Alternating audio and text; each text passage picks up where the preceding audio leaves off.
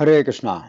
तो अभी हम भगवद गीता के 18वें अध्याय के अंतर्गत श्लोक संख्या 54 पर विचार करेंगे। ब्रह्मभूता प्रसन्नात्मा न शोचति न कांक्षति समः सर्वेषु भूतेषु मद्भक्तिं लभते पराम। तो यहाँ पर भगवान कह रहे हैं ब्रह्मभूता प्रसन्नात्मा, तो जो ब्रह्मभूत हो जाता है।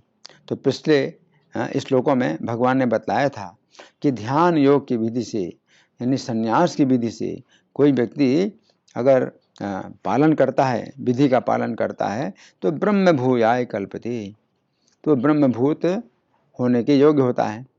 अब आगे इस श्लोक में भगवान कह रहे हैं ब्रह्मभूतः प्रसन्नात्मा न शोचति न कांक्षति, कि जो ब्रह्मभूत हो जाता है वो प्रसन्न हृदय वाला होता है और शोक नहीं करता है, आकांक्षा नहीं करता है। समा सर्वेषु भूतेषु मद्भक्तिम लभते पराम, इस प्रकार से वो सब प्राणियों में समान दृष्टि वाला हो जाता है और आगे चल करके मद्भक्तिम लभते पराम, श्री कृष्ण में पराभक्ति प्राप्त करता है। अब हम सुनेंगे प्रभुपाद तात्पर्य में क्या लिखते हैं। श्रील प्रभुपाद की जय। निर्विशेषवादी के लिए ब्रह्मभूत अवस्था प्राप्त करना अर्थात ब्रह्म से तदाकार होना परम लक्ष्य होता है, लेकिन साकारवादी शुद्ध भक्त को इससे भी आगे चलकर शुद्ध भक्ति में प्रवृत्त होना होता है। इसका अर्थ हुआ कि जो भगवत भक्ति में रत है वो पहले ही मुक्ति की अवस्था, जिसे ब्रह्मभूत या ब्रह्म से तादात्म्य कहते हैं, प्राप्त कर चुका होता है। परमेश्वर या पर ब्रह्म से तदाकार हुए बिना कोई उनकी सेवा नहीं कर सकता। परम ज्ञान होने पर सेव्य तथा सेवक में कोई अंतर नहीं कर सकता, फिर भी उच्चतर आध्यात्मिक दृष्टि से अंतर तो रहता ही है। देहात्म बुद्धि के अंतर्गत जब कोई इंद्रिय तृप्ति के लिए कर्म करता है तो दुख का भागी होता है, लेकिन परम जगत में शुद्ध भक्ति में रत रहने पर कोई दुख नहीं रह जाता। कृष्ण भावना भावित भक्त को ना तो किसी प्रकार का शोक होता है, न आकांक्षा होती है। चूंकि ईश्वर पूर्ण है, अतः ईश्वर में सेवारत जीव भी कृष्ण भावना में रहकर अपने में पूर्ण रहता है। वो ऐसी नदी के तुल्य है जिसके जल की सारी गंदगी साफ कर दी गई है। चूंकि शुद्ध भक्त में कृष्ण के अतिरिक्त कोई विचार ही नहीं उठते, अतएव वो प्रसन्न रहता है। वो ना तो किसी भौतिक क्षति पर शोक करता है, न किसी लाभ की आकांक्षा करता है, क्योंकि वह भगवत भक्ति से पूर्ण होता है। वो किसी भौतिक भोग की आकांक्षा नहीं करता, क्योंकि वो जानता है कि प्रत्येक जीव भगवान का अंश है, अतः वह उनका नित्य दास है। वो भौतिक जगत में ना तो किसी को अपने से उच्च देखता है और न किसी को निम्न। ये उच्च तथा निम्न पद क्षण भंगुर है और भक्त को क्षण भंगुर प्राकट या तिरोभाव से कुछ लेना देना नहीं रहता। उसके लिए पत्थर तथा सोना बराबर होते हैं। ये ब्रह्मभूत अवस्था है जिसे शुद्ध भक्त सरलता से प्राप्त कर लेता है। उस अवस्था में परब्रह्म से तादात्म्य और अपने व्यक्तित्व का विलय नारकीय बन जाता है। स्वर्ग प्राप्त करने का विचार मृग तृष्णा लगता है और इंद्रियां विषदंत विहीन सर्प की भांति प्रतीत होती हैं। जिस प्रकार विषदंत विहीन सर्प से कोई भय नहीं रह जाता है, उसी प्रकार स्वतः संयमित इंद्रियों से कोई भय नहीं रह जाता। ये संसार उस व्यक्ति के लिए दुखमय है जो भौतिकता से ग्रस्त है, लेकिन भक्ति के लिए समग्र जगत वैकुंठ तुल्य है। इस ब्रह्मांड का महान से महानतम पुरुष भी भक्ति के लिए एक क्षुद्र चींटी से अधिक महत्वपूर्ण नहीं होता। ऐसी अवस्था भगवान चैतन्य की कृपा से ही प्राप्त हो सकती है, जिन्होंने इस युग में शुद्ध भक्ति का प्रचार किया। तो यहाँ पर प्रभुपाद का तात्पर्य समाप्त हुआ। अब हम सुनेंगे श्री भगवान ने कहा में इसकी कैसी व्याख्या हुई है। पिछले 3 श्लोकों में श्री कृष्ण ने संन्यास की विधि के द्वारा अत्यंत कठिनाई से 18वें बिंदु पर ब्रह्मभूत अवस्था प्राप्त होने की बात बताई। उस समय अर्जुन के मन में जिज्ञासा उत्पन्न हुई कि ब्रह्मभूत अवस्था में यदि कोई सुख हो तो वो सुख क्या है, तथा इसके अतिरिक्त ब्रह्मभूत अवस्था के आगे भी क्या कोई अवस्था है। अंतर्यामी होने के कारण श्री कृष्ण अर्जुन के मन की दोनों जिज्ञासाओं को समझ गए। अतः उन्होंने इस श्लोक में पहली जिज्ञासा के उत्तर में बताया है कि ब्रह्मभूत अवस्था में यदि कोई सुख है तो इतना ही है कि व्यक्ति किसी प्रकार का शोक तथा आकांक्षा नहीं करता है। फिर उन्होंने दूसरी जिज्ञासा के उत्तर में बताया है कि ब्रह्मभूत अवस्था से ऊपर परमात्मा की अनुभूति तथा उसके भी ऊपर श्री कृष्ण की भक्ति है। इस श्लोक में श्री कृष्ण की 3 अत्यंत महत्वपूर्ण शिक्षाएं हैं जिनकी हम क्रम पूर्वक चर्चा करेंगे। अब पहली अत्यंत महत्वपूर्ण शिक्षा, ब्रह्मभूत व्यक्ति ना तो शोक करता है और ना ही आकांक्षा करता है। इस श्लोक की प्रथम पंक्ति के शब्द हैं, ब्रह्मभूतः प्रसन्न आत्मा न सोचती न कांक्षति, अर्थात ब्रह्मभूत व्यक्ति ना तो शोक करता है और ना ही आकांक्षा करता है। तो यहाँ पर श्री कृष्ण कह रहे हैं कि ब्रह्मभूत व्यक्ति ना तो शोक करता है और ना ही आकांक्षा करता है। तो यहाँ पर श्री कृष्ण ब्रह्मभूत शब्द का प्रयोग कर रहे हैं। ब्रह्मभूत शब्द 2 शब्दों से मिलकर बना है, ब्रह्म तथा भूत। ब्रह्म शब्द का अर्थ है श्री कृष्ण की चेतन शक्ति तथा भूत शब्द का अर्थ है वैसा बना हुआ। इस प्रकार ब्रह्मभूत शब्द का अर्थ हुआ ऐसा व्यक्ति जो अपनी पहचान ब्रह्म के साथ करता है। भागवत 1.2.11 में बताया गया है कि परम सत्य के 3 स्तर हैं, पहला ब्रह्म, दूसरा परमात्मा तथा तीसरा भगवान। परम सत्य की अनुभूति सबसे पहले ब्रह्म के रूप में होती है। इसका अर्थ है कि सबसे पहले व्यक्ति परम सत्य को एक चेतन शक्ति के रूप में पहचानता है तथा उसी में अपनी पहचान भी करता है।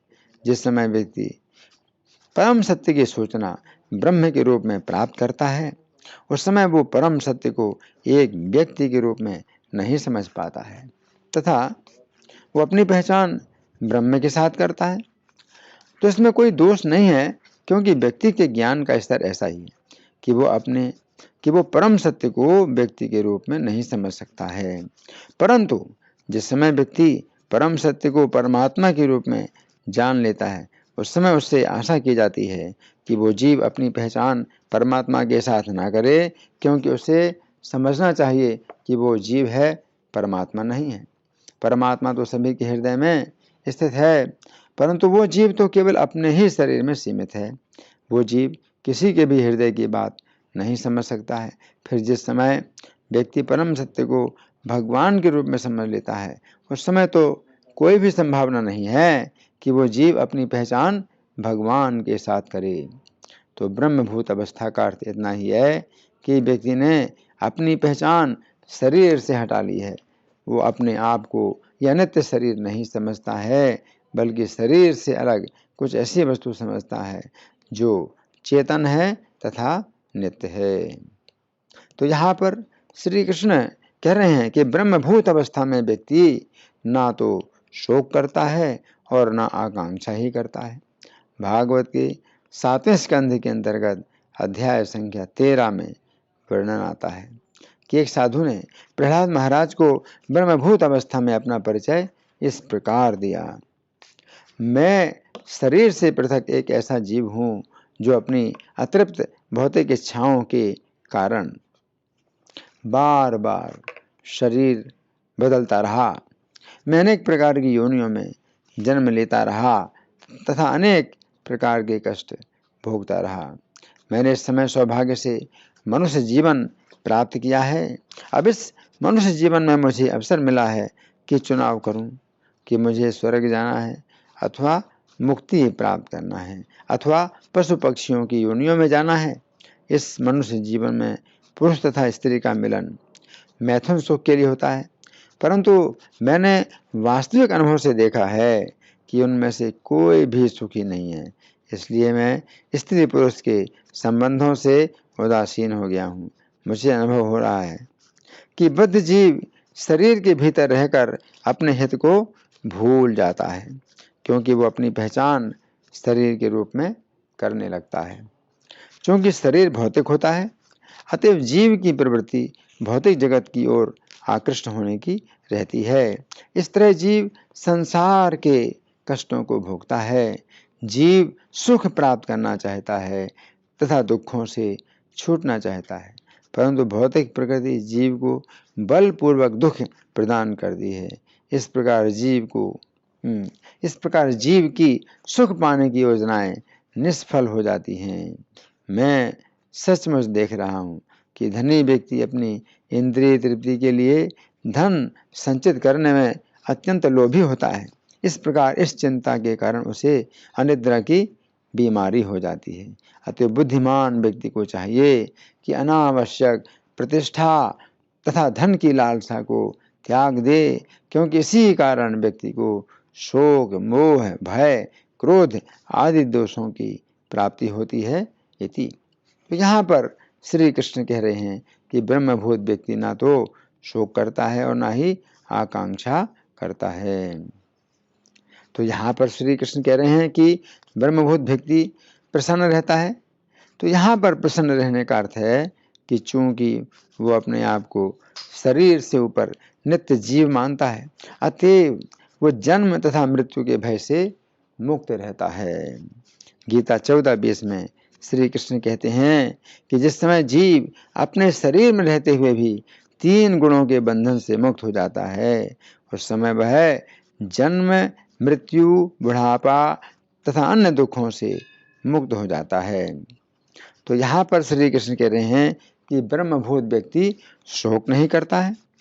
गीता 2:11 में श्री कृष्ण कहते हैं कि पंडित लोग उनके लिए शोक नहीं करते हैं जो शोक करने योग्य नहीं है। उक्त श्लोक के तात्पर्य में श्रील प्रभुपाद लिखते हैं, ये शरीर जन्मता है और आज या कल इसका विनाश निश्चित है। अतः शरीर उतना महत्वपूर्ण नहीं है जितना कि आत्मा है। जो इस तथ्य को जानता है वही असली विद्वान है और उसके लिए शोक का कोई कारण नहीं हो सकता है। तो यहाँ पर श्री कृष्ण कह रहे हैं कि ब्रह्मभूत व्यक्ति आकांक्षा नहीं करता है। ये बात समझने की है कि चूंकि ब्रह्मभूत अवस्था में व्यक्ति समझता है कि वो जिस स्थान में है उस स्थान में सुख नहीं है, फिर वो इन दुखों के स्थान में सुख पाने की आकांक्षा क्यों करेगा। भागवत के 7वें अध्याय के अंतर्गत अध्याय संख्या 13 में क्षमा करें, भागवत के 7वें स्कंध के अंतर्गत अध्याय संख्या 13 में वर्णन आता है कि ब्रह्मभूत साधु ने आगे ये कहा, मैं किसी भी वस्तु को प्राप्त करने की आकांक्षा नहीं करता हूँ, अपितु जो कुछ भी अपने आप मिल जाता है उसी से संतुष्ट रहता हूँ। यदि मुझे कुछ भी नहीं मिलता है तो अजगर की तरह मैं विचलित हुए बिना धैर्यपूर्वक कई दिनों तक पड़ा रहता हूँ। इति। तो यहाँ पर श्री कृष्ण कह रहे हैं कि ब्रह्मभूत व्यक्ति आकांक्षा नहीं करता है। अब दूसरी अत्यंत महत्वपूर्ण शिक्षा, आगे चलकर वो समस्त प्राणियों में समान हो जाता है। इस श्लोक में दूसरी शिक्षा के अनुसार शब्द हैं समा सर्वेषु भूतेषु, अर्थात वो सभी प्राणियों में समान हो जाता है। तो यहाँ पर श्री कृष्ण कह रहे हैं कि ब्रह्मभूत अवस्था से आगे की अवस्था में व्यक्ति सभी प्राणियों में समान हो जाता है। ये बात समझने की है कि ब्रह्मभूत अवस्था से आगे जिस समय व्यक्ति परमात्मा की अनुभूति की अवस्था में आता है उस समय वो परमात्मा का सभी प्राणियों के अंदर दर्शन करता है। ये ब्रह्मभूत अवस्था से आगे की अवस्था है। गीता 3:28 में श्री कृष्ण कहते हैं कि जो व्यक्ति परमात्मा को समस्त शरीरों में आत्मा के साथ देखता है और जो ये भी समझता है कि इस नश्वर शरीर के भीतर ना तो आत्मा न ही परमात्मा कभी भी विनष्ट होता है, वही वास्तव में देखता है। उक्त श्लोक के तात्पर्य में श्रील प्रभुपाद लिखते हैं, जो व्यक्ति सत्संगति से 3 वस्तुओं को शरीर, शरीर का स्वामी या आत्मा तथा आत्मा के मित्र को एक साथ संयोग देखता है, वही सच्चा ज्ञानी है। जब तक आध्यात्मिक विषयों के वास्तविक ज्ञाता की संगति नहीं मिलती है, तब तक कोई इन तीनों वस्तुओं को नहीं देख सकता है इति। तो यहाँ पर श्री कृष्ण कह रहे हैं कि ब्रह्मभूत अवस्था से आगे परमात्मा साक्षात्कार की अवस्था है। और इस अवस्था में व्यक्ति सभी प्राणियों में समान रूप से परमात्मा को स्थित देखता है। अब तीसरी अत्यंत महत्वपूर्ण शिक्षा, आगे चलकर वो मेरी पराभक्ति प्राप्त करता है। इस श्लोक के अंतिम शब्द हैं मद भक्तिम लभते पराम, अर्थात वो मेरी पराभक्ति प्राप्त करता है। तो यहाँ पर श्री कृष्ण कह रहे हैं कि परमात्मा साक्षात्कार की अवस्था से आगे की अवस्था में व्यक्ति श्री कृष्ण की पराभक्ति प्राप्त करता है।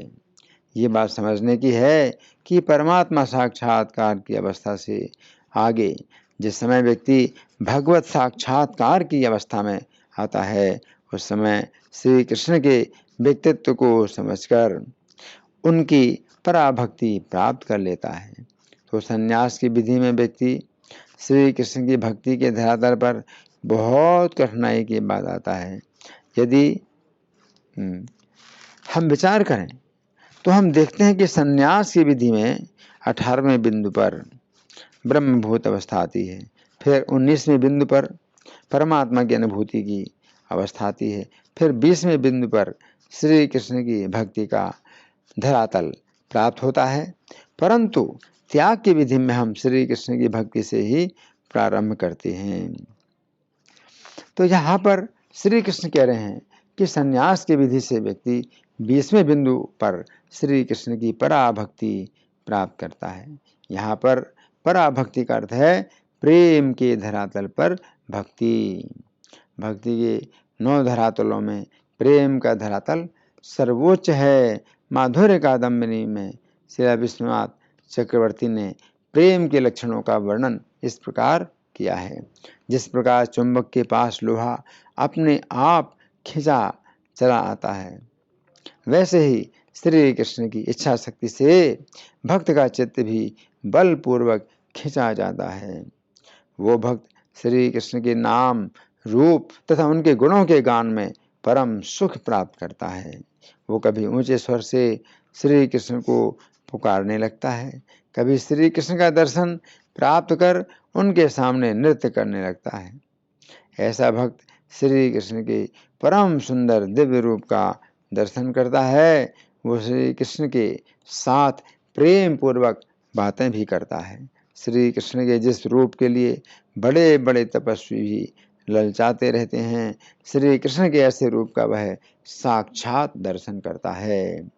इस श्लोक के बंगाली पद्यानुवाद में शिला प्रभुपाद लिखते हैं, ब्रह्म अनुभव हले परमात्मा प्रसन्न, ब्रह्म अनुभव हले प्रसन्नात्मा है, शोक आर आकांक्षा से निर्मल निश्चय, सर्वभूत समय बुद्धि तार परिचय, निर्गुण अमार भक्ति तबे लाभ होय।